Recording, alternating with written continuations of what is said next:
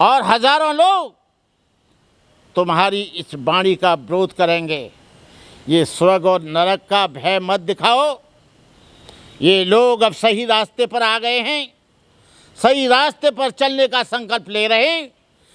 ये तुमको इससे नरक स्वर्ग से कोई फर्क नहीं पड़ता। तुमको फर्क पड़ रहा है कि अब कथा सुनने के लिए बैकवर्ड और शेड्यूल कास्ट नहीं आएगा। अब कथा सुनकर जो दान देता है वो नहीं देगा। अब जो भीड़ लगी रहती है शनिदेव के नाम पर, अंधविश्वास के नाम पर, वो अब नहीं करेगा। आपको चिंता इस बात की नहीं है। 22 प्रतिज्ञाओं से तुम उतने भयभीत नहीं हो, लेकिन तुम भयभीत इस बात से हो कि यदि 22 प्रतिज्ञाओं को इन्होंने ले लिया तो हमारा धंधा चौपट हो जाएगा, हम लोग बर्बाद हो जाएंगे। जो हम 56 भोग का जो भोजन कर रहे हैं भगवान के नाम पर, जो हम बढ़िया सेब खा रहे हैं, ड्राई फ्रूट भगवान के नाम पर बुला रहे हैं, उसे जो भगवान के नाम पर जो तुम्हारे पेटी में, दान पेटी में जो पैसा आता है और उसकी चाबी तुम पर रहती है। जब उसमें पैसा नहीं आएगा और जब दान पेटी खाली मिलेगी तो आप माथा पीटेंगे। कैसे मखमल के गद्दों पर सोओगे, कैसे फॉर्च्यूनर गाड़ी में चलोगे, कैसे एरोप्लेन में चलोगे, कैसे परफ्यूम लगाओगे, कैसे बढ़िया बढ़िया तेल लगाओगे, कैसे बढ़िया बढ़िया कपड़े पहनोगे, कैसे बढ़िया 56 प्रकार का खाना खाओगे। तुमको उस बात की चिंता नहीं है। तुमको इस बात की चिंता है ये धीरे धीरे 10-5 साल में सब गायब हो जाएगा और हम लोग अब इन्हें नरक और स्वर्ग का और भाग्य और भगवान का, ईश्वर और आत्मा का और परमात्मा का भय नहीं दिखा पाएंगे। अरे आप कोई ठेकेदार हो क्या? नेचर जो करेगी वो होगा।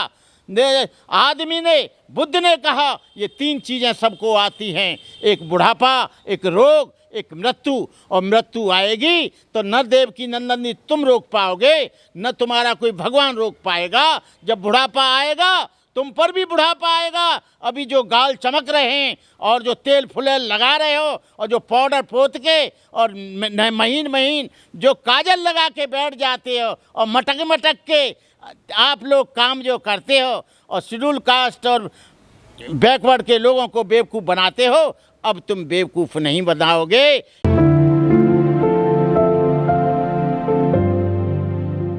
सबसे ज़्यादा झूठ वो बोलते हैं जो इस देश को हिंदू राष्ट्र बनाने की बात करते हैं, हिंदू राष्ट्र बनाने की बात करते हैं। क्या हिंदू राष्ट्र, ये राष्ट्र की जब लड़ाई हुई, स्वतंत्रता की जब लड़ाई हुई, जब आंदोलन चला, क्या केवल इसमें हिंदू थे?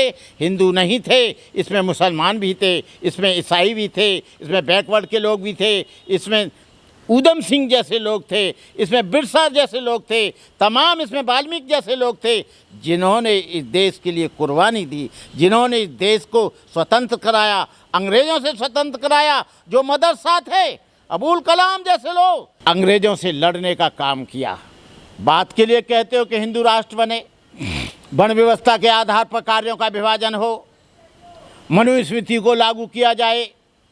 अब देवकी नंदन जी ये हो नहीं पाएगा। हजारों लोग सड़क पर आ जाएंगे। इसलिए मैं लोगों से कहना चाहता हूं कि आप स्वर्ग और नरक की चिंता न करें, केवल अच्छे कर्म करें, केवल अच्छे सदाचारी बने। सदाचार का मतलब है अच्छे आचरणवान बने, चरित्रवान बने, शीलवान बने, करुणा मैत्री का भाईचारे के साथ रहें और आप किसी की हत्या न करें। जातिवाद के आधार पर किसी को छोटा बड़ा न समझें, कर्म के आधार पर छोटा बड़ा समझें। अरे वो लोग जो हैं दारू पिएंगे, हत्याएं करेंगे, फिर भी ऊंचे, और हम एक चींटी तक नहीं मार रहे फिर भी हम नीचे।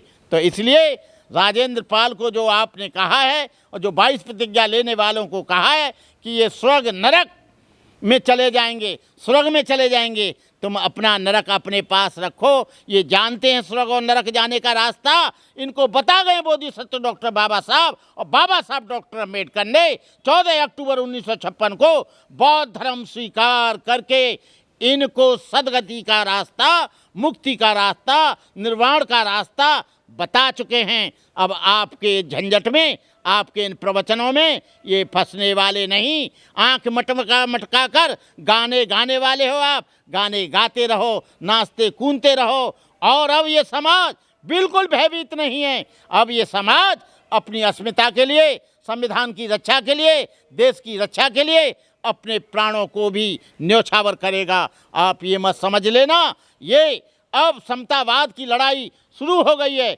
विषमता के ब्राह्मणवाद और अंबेडकरवाद का बिगुल बज चुका है। अब आप कुछ भी नहीं कर सकेंगे। प्रवचन करते रहो, हम लोग भी आपके पीछे पीछे हैं। आप आगे आगे चलो, हम पीछा नहीं छोड़ेंगे। और तुम जो स्वर्ग और नरक का जो भय दिखा रहे हो, अब इससे कोई भी समाज भयभीत होने वाला नहीं। बहनों और भाइयों, आप समझ जाओ, अब इनके चक्कर में आने की ज़रूरत नहीं है। जय भीम, नमो बुद्धाय, जय भारत।